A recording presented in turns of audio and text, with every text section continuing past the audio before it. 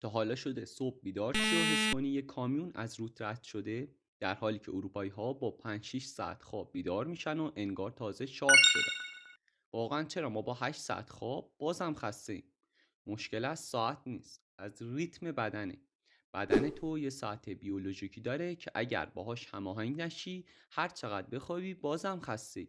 اروپایی ها کاری میکنن که بدنشون دقیق بدونه کی وقت خوابه و کی وقت شارژ شدن.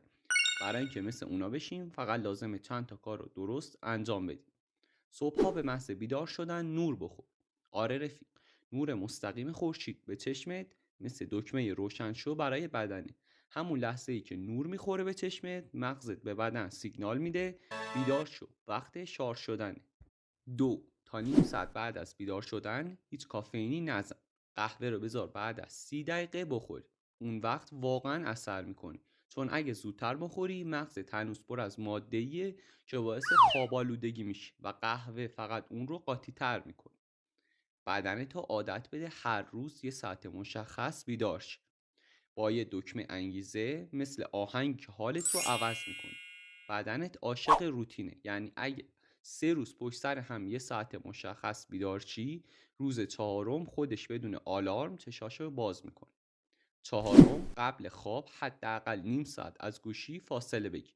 اون نور آبی گوشی مغزتو گول میزنه که هنوز روزه. بذارش کنار، یه چراغ زرد کم نور بزن و بذار بدنت بفهمه شب شده. و پنجم، یه خواب کوچیک وسط روز بکن، ولی درست 15 تا 20 دقیقه فقط، نه بیشتر.